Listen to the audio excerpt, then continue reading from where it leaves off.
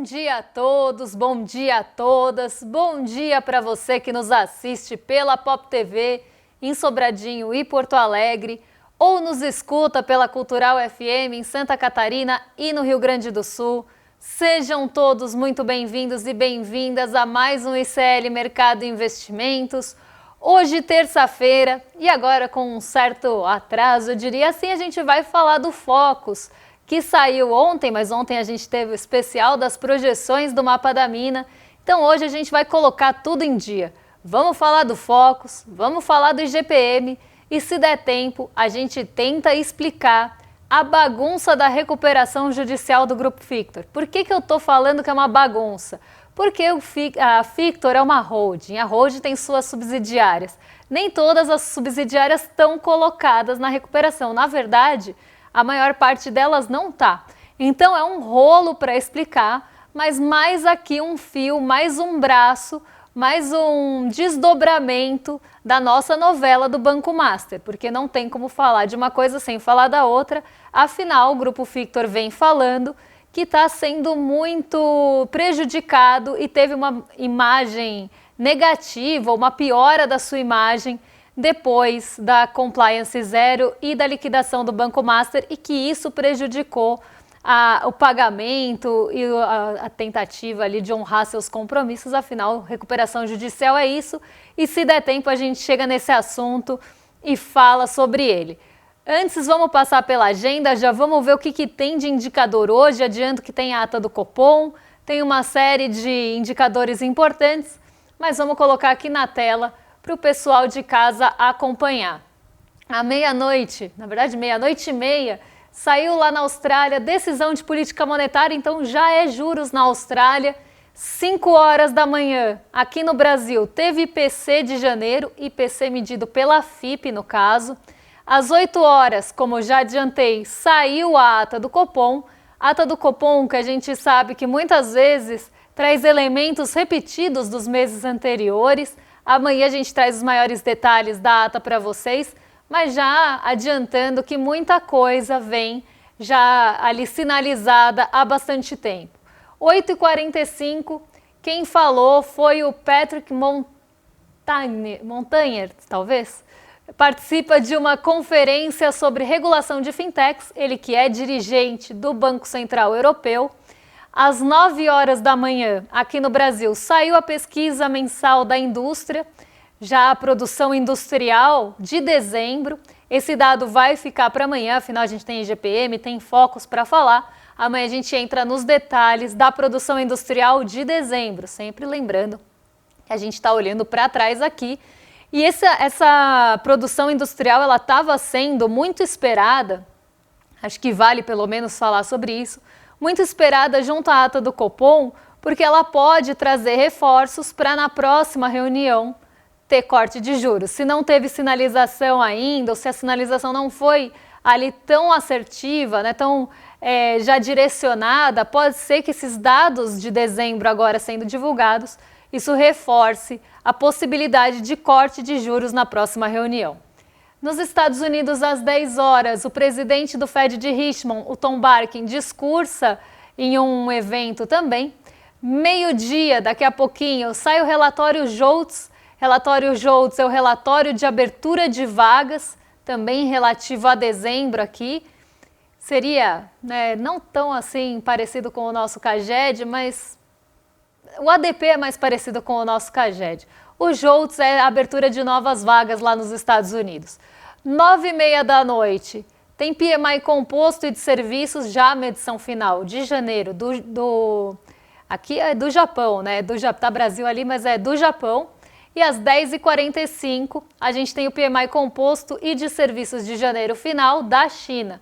Ambas medições aqui da S&P Global, aquela que mede todos os países, e depois a gente compara, inclusive, a média do mundo, a média global, tanto da indústria como dos serviços e dos PMIs de forma geral. Vamos já puxar o fechamento de ontem, porque fechamento de ontem teve recuperação na Bolsa, nossa Bolsa voltou a subir na segunda-feira, atingiu ali os 182 mil pontos, teve recuperação, e essa recuperação veio né, começando já fevereiro numa toada mais positiva, indo já para o positivo no começo do mês, depois de um finzinho de janeiro. Claro que o mês de janeiro todo praticamente foi positivo, mas agora a gente teve uma desaceleração no fim de janeiro e volta a recuperar o fôlego nesse comecinho de fevereiro. Mesmo assim, a gente teve alta do dólar e eu vou explicar para vocês por que aconteceu esse movimento não tão comum, não é um movimento tão normal que a gente espera de alta do dólar e alta da bolsa. Isso porque a nossa bolsa não conseguiu engatar essa alta logo de início. Ela passou o dia oscilando entre altas e baixas, não estava num ritmo positivo desde o começo, não traçou esse caminho positivo desde o início da sessão. Ela ficou entre essas altas e quedas durante boa parte do dia e isso fez com que também a gente tivesse um fortalecimento do dólar, até porque o dólar se fortaleceu não só frente ao real, mas frente a outras moedas também, tanto aos pares quanto moedas emergentes. Então você tem um dia, né, de um movimento bastante ali, como é que eu posso dizer, inconstante da nossa bolsa. A nossa bolsa só ganha o fôlego e vai para o positivo no final do dia com os ventos vindos de Nova York. Quando Nova York se firma no terreno positivo, a gente tem essa alta da nossa bolsa de fato acontecendo e ela também se firmando nesse terreno mais positivo. Então é um dia que não teve ali esse movimento contínuo, eu diria, da nossa bolsa. E os setores também não foram para o positivo em bloco. Até porque alguns fatores afetaram muito o preço do petróleo e isso ajuda a explicar também o comportamento do dólar. Aqui o dólar está com queda de 0,55, mas o dólar terminou em alta, só corrigindo aqui, a de 0,22, tá? O patamar está certo, foi R$ 5,26, mas o dólar subiu 0,22. E é um movimento que normalmente a gente não vê acontecer na bolsa. O movimento mais típico aqui é o contrário, a bolsa sobe e o dólar cai. Mas ontem a gente teve justamente esse movimento de alta da bolsa com a alta do dólar, ainda que tenha sido uma alta mais leve do dólar. Isso porque a gente teve uma questão envolvendo o preço do petróleo caiu bastante na segunda-feira e caiu motivado por uma série de fatores, não foi um fator único, foram pelo menos 3 fatores que influenciaram bastante nessa queda do preço do petróleo. Então a gente teve, primeiro, um pouco de distensão entre os Estados Unidos e o Irã. Então essa tensão, esse acirramento, essa escalada dos conflitos, ela diminuiu, ela deu uma arrefecida e isso mexeu com o preço do petróleo. Afinal a gente está falando do Irã, uma região produtora, uma região importante para a logística também do petróleo. E isso fez com que o petróleo já começasse o dia em queda. Um possível cessar-fogo entre a Rússia e a Ucrânia, a gente também está falando de uma região produtora de petróleo, isso fez com que o petróleo arrefecesse também ao longo do dia. E o terceiro motivo foi o relatório do OPEP, que mostrou que a produção deve continuar em mesmos patamares. A gente não deve ter aumento, mas não deve ter redução da produção. A produção deve ser mantida e possivelmente até revisada para cima. Isso faz com que o petróleo ele tenha uma queda, porque não vamos ter conflitos resolvidos na região produtora. A OPEP deve continuar sua produção em mesmos patamares, inclusive pode revisar para cima. Isso faz com que o preço da commodity caia. A partir do momento que o preço da commodity começou a cair com um pouco mais de intensidade, a Petrobras respondeu e não contribuiu com a alta do Ibovespa. Inclusive, durante boa parte do dia, contribuiu com o movimento mais negativo da Bolsa quando ela foi para o negativo. O que trouxe a Bolsa para o positivo e contribuiu com essa alta de 0,79 que vocês estão vendo aqui na tela, foi justamente o setor metálico. Setor ligado à mineração, à siderurgia, a Vale, que tem um peso grande no Ibovespa, teve uma participação importante na alta, e o setor financeiro também, de certa forma, com recuperação, teve também uma participação nessa alta. Ligados também, os setores mais ligados à taxa de juros, a gente está falando aqui de setor imobiliário, construção e varejo, participaram também da festa. Quem segurou um pouco a alta realmente foram os setores ligados mais à energia, sobretudo ligados ao petróleo. E quando a gente tem um dia que não é bom para as commodities, como foi o dia de ontem, tudo bem que o minério de ferro conseguiu se safar, mas o petróleo não. Isso pesa na nossa cotação de dólar já, então já leva um pouco o dólar para cima. Outro ponto que também teve participação nessa alta do dólar, mesmo em um dia que a bolsa subiu, foi o fortalecimento do dólar frente às moedas globais, de forma mais geral. Então fortalece frente aos pares, o DXY, que é o índice que mede o dólar frente aos pares, também sobe, dólar frente a moedas emergentes também tem essa valorização. Então foi um dia de alta geral, não foi nada específico com o real. E isso vem de um fôlego também, de uma recuperação desse fôlego, depois da indicação do Warsh para o Banco Central dos Estados Unidos.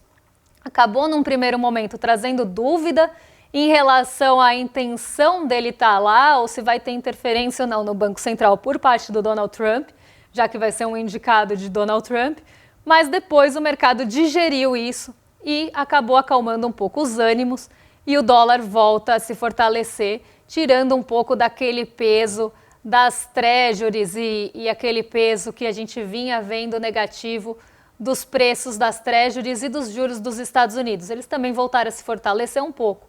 E Nova York foi para o positivo, aqui também não numa toada contínua, não foi teve uma virada em Nova York e não foram todos os setores que ficaram no positivo. Lá em Nova York, a gente viu parte dos balanços agradando, os balanços corporativos estão muito no radar nos Estados Unidos, parte deles estão agradando ali os investidores, mas parte não. A grande atenção, o grande temor é em relação aos balanços de tecnologia.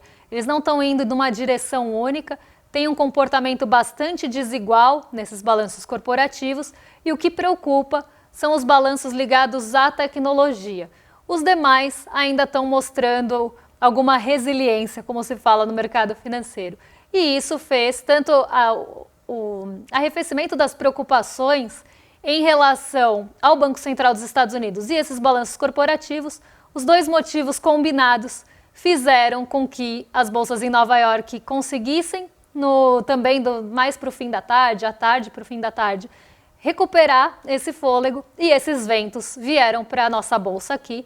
Esse otimismo ficou mais presente e levou, de fato, a nossa bolsa para o positivo, que estava numa indefinição durante boa parte do dia. E como ela ficou também nessa indefinição durante boa parte do dia, e a gente está vendo ajuste técnico no dólar, porque o dólar caiu por muito tempo, furou pisos importantes, agora é normal também que tenha esse ajuste. Então, dia de alta na bolsa, dia de alta no dólar e dia de alta em Nova York. Todo mundo no azul, todo mundo nu.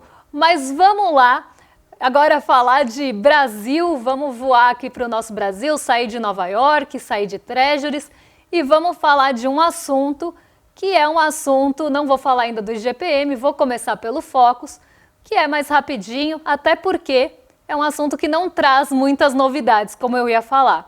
O Focus reduziu a projeção de inflação, nada novo sob o Focus, porque essa redução da inflação a gente já vem acompanhando há bastante tempo, mas de resto nada muda, nada de muito novo em relação ao relatório Focus que traz as principais projeções dos nossos indicadores macroeconômicos. Então vamos ver como é que ficam as medianas do relatório Focus nessa semana até o dia 30 de janeiro. Ele fecha no dia 30 de janeiro e foi divulgado no dia 2 de fevereiro ontem.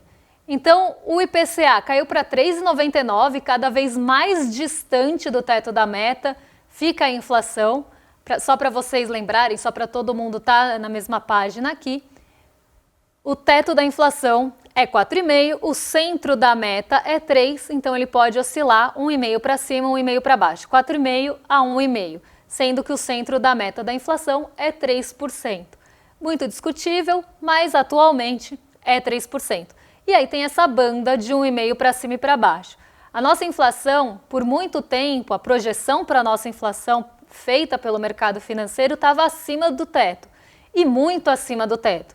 Conforme os dados de inflação do ano passado foram sendo divulgados, essa inflação foi sendo revista também para cada vez mais perto do teto. Agora, a inflação de 2026 não só está abaixo do teto, como vem se distanciando semana após semana desse teto, mostrando que a gente tem uma inflação mais controlada e dentro da meta, considerando as bandas. E isso é uma leitura positiva para a nossa economia de forma geral, principalmente pelos fatores que vêm sendo motivadores dessa revisão, como, por exemplo, possíveis arrefecimentos no preço de alimentação, os itens de energia, principalmente energia elétrica, também dando trégua nesse começo do ano.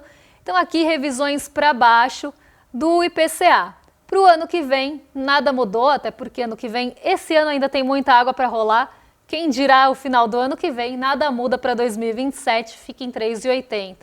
Já o PIB ficou na mesma, também nada novo sob o Focus aqui. 1,80 de PIB para 2026 e 1,80 copiaram e colaram aqui a projeção. Nada mudou em relação à atividade econômica e o crescimento do nosso país. O câmbio, o mais interessante aqui é que o câmbio ficou estável para essa semana em relação a 2026 em 5,50. Faz tempo que essa projeção não muda. E para o ano que vem ela caiu. Ano que vem que está tão distante e que é tão difícil de prever dólar, de projetar dólar. Mas colocaram aqui o dólar a 5,50 no mesmo patamar de 2026. Então, é uma mudança mínima aqui de ajuste no dólar do ano que vem. Já a Selic também nada de novo, tudo estável, tudo igual, 12,25 para esse ano, 10,5 para o ano que vem. E eu acho muito curioso que não tem mais crescimento acima do potencial, não tem mais hiato do produto, a inflação está arrefecendo, já que o mercado falava que essa inflação vinha desse ato de produto, a gente não tem mais isso. A inflação está mostrando sinais de desaceleração, não só nas projeções, mas nas medições de fato, mas a Selic continua ali em 12,25, nada muda para esse ano, nada muda para o ano que vem, e a gente ainda não tem no horizonte tão curto cortes, né? Os cortes não aconteceram agora em janeiro, devem começar a acontecer a partir de março. E isso, se os dados contribuírem, é uma sinalização. Se os dados contribuírem, se tudo der certo, pode ser que a inflação, que a taxa de juros comece a cair a partir de março. Mas o mercado espera que ela ainda vai terminar esse ano em 12,25, que apesar dos cortes, né, apesar de ter caído ali do patamar de 15, é um valor alto. A gente está falando de um nível alto de inflação. 12,25 ainda é bastante coisa, principalmente para um país que está com uma inflação mais controlada e que não possui grandes riscos fiscais, como são pintados, ou grandes riscos de país, né, ou do Brasil enquanto país. Mas a Selic continua em 12,25, nada de novo também por aí. Vamos falar agora de um índice de inflação, e um índice de inflação que muita gente conhece como o índice do aluguel, porque é o índice que normalmente indexa os contratos de aluguel ou outros contratos, que é o IGPM. O IGPM, ele teve, né, uma aceleração, na verdade, ele teve uma desaceleração em relação ao mês passado, mas aqui eu acho que essa matéria, ela tá errada, não tá? Não, ela tá certa, eu que tô errada, gente, ó, eu que tô falando besteira, olha eu olhando, eu tô que nem aquelas pessoas que passam um cheque e botam data do ano passado. Eu tava olhando janeiro de 2025, porque assim de saúde, mas vamos lá, ela acelerou, me mandaram superar o ex aqui. Preciso superar, final de 2025 tem que ficar para a história mesmo. Vamos lá, 2025, em dezembro a gente estava com 0,01 de inflação e ela sobe para 0,41 agora em janeiro. E os fatores que impulsionaram o mês de janeiro, esse salto, né, em janeiro, ó, se eu tivesse o gráfico eu não tinha falado essa besteira, mas eu estava olhando na minha planilha e ela estava ao contrário, gente, ela estava do maior para o menor. Então vamos lá. Em janeiro de 2026, a gente teve uma alta de 0,41 depois de um dezembro de queda, gente, me fugiu a palavra.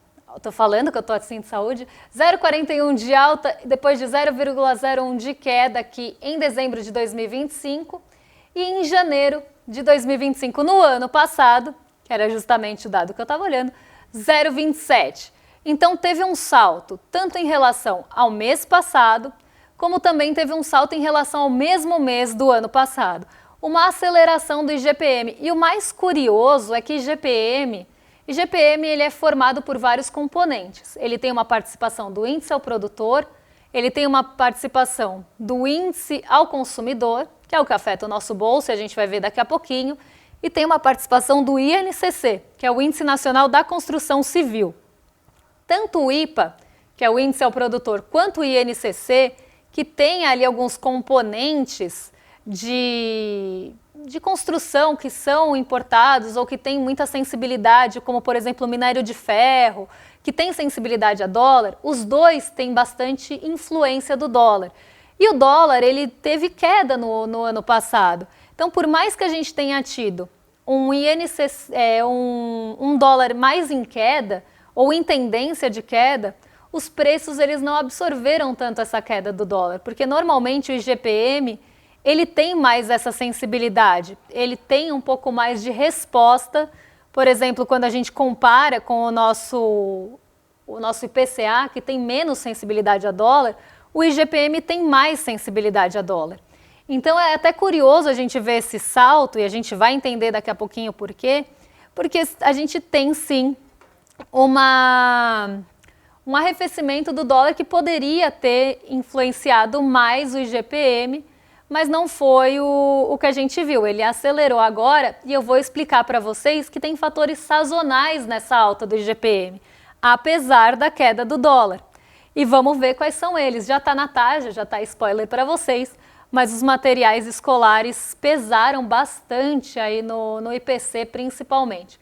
Aqui a variação dos componentes em relação ao mês passado, então como se comportaram os componentes do IGPM, o IGPM de forma geral. Então aqui o primeiro é o IGPM de forma geral, aqui os três componentes do IGPM, IPA, IPC e INCC, cada um com a sua participação, que também não é igual. 0,12 de queda ali no ano passado e 0,34 agora no comecinho desse ano. O IPC sai de 0,24 para 0,51, teve um grande salto aí do índice de preços ao consumidor e esses fatores sazonais apareceram bastante na variação do IGPM. E o INCC sai de 0,21 para 0,63. O INCC subiu bastante também por conta de alguns materiais de construção, mas principalmente a mão de obra, que vem pesando já há alguns meses no INCC. A mão de obra foi um destaque novamente do Índice Nacional da Construção Civil, o que por um lado é positivo porque não deixa de ser renda na mão do trabalhador, mas tiveram outros fatores além da mão de obra que pesaram, como por exemplo materiais e equipamentos e dentro do grupo serviços a mão de obra. Já no índice de preços ao produtor, que acaba impactando a gente, mas de forma mais indireta, porque é ao produtor e depois esse custo chega no nosso bolso, então não é tão direto assim, não é de um mês para o outro, pode até ter um ciclo para chegar na gente. A gente vê alguns bens finais subindo, como por exemplo os alimentos in natura, o que pode começar a preocupar, mas isso tem fator sazonal também, a gente está no começo do ano, tem bastante calor vindo aí. Muitos bens finais aí, principalmente in natura, sofrem com esse calor. Caso, por exemplo, do tomate, que subiu nesse mês 29% ao produtor. Então a gente já pode esperar nos próximos meses colar de tomates na Ana Maria, hein? Porque isso vai chegar na gente. Eu sempre falo do preço do tomate no começo do ano. Por que o preço do tomate varia tanto? E quais são esses fatores? Porque em um dado momento isso vai chegar. Já chegou, mas vai chegar mais forte, porque os preços aos produtores continuam subindo e não é pouco. Carne bovina também subiu ao produtor, então pode chegar na gente daqui a pouquinho. Eu estou vendo mais o que pode chegar aí de forma mais direta, tá? E a gente tem também o álcool etílico subindo, mas não tanto. O que deve chegar no nosso bolso de forma mais próxima é a carne bovina, que já está subindo aos produtores, e o tomate, que também subiu ao produtor e bastante. Já o minério de ferro também teve variação de 2,42 para 4,47, e isso pode chegar mais na construção civil. Então a gente pode continuar vendo uma alta no INCC nos próximos meses. Agora vamos ver o que mexe com o nosso bolso mais diretamente, porque afinal a gente separou para vocês as maiores altas do IPC, que é o Índice de Preços ao Consumidor. Esse já afetando diretamente aqui o nosso bolso, né, a nossa vida, nosso supermercado, o nosso comecinho de ano. E aqui, como falei, os materiais didáticos, o material escolar, os livros, tudo que envolve o volta às aulas teve alta e isso acaba sendo um fator sazonal. Agora, uma coisa a gente precisa pensar, em janeiro do ano passado também tem fator sazonal, também tem volta às aulas, também tem calor, mas ainda assim a gente teve um salto. Então, por mais que a gente tenha tido fatores ali sazonais pesando no IPC ou no IGPM de forma mais geral, esses fatores eles estão presentes todo começo de ano. O que mais está fazendo com que o IGPM suba e o IPCM suba dessa forma. E lembrando que a métrica da FGV, a metodologia de cálculo, é diferente do IPCA. Mas vamos ver aqui rapidinho o que pressionou o nosso bolso, o IPC. Curso de ensino fundamental com alta de 3,83, curso de ensino superior com alta de 3,13, a gasolina voltou a aparecer aqui, os combustíveis, e a gasolina aparecendo no IPCM e pode ser um fator também que vai aparecer no IPCA, já deu um pouquinho as caras no IPCA 15 e pode aparecer no IPCA final de janeiro. Então, gasolina com alta de 1,02, o tomate, como eu falei, logo vira colar da Ana Maria, ela com alta de 16,93, então não se espantem se vocês virem lá a Ana Maria com colar de tomates, acorda a menina fazendo protesto, mas o tomate tem fatores muito específicos que fazem o preço subir. Inclusive, eu já fiz até um vídeo sobre isso, porque é um tema muito perguntado. E a taxa de água e esgoto residencial que subiu 1,53. Mas a gente teve também influências negativas, que para a gente são positivas, porque deram trégua para o nosso bolso. A tarifa de eletricidade residencial caiu 2,87 nesse começo de ano, aqui muito resultado e reflexo de bandeira tarifária, mudança de bandeira tarifária. As passagens aéreas, que até tem um peso um pouco maior nos índices da FGV do que nos índices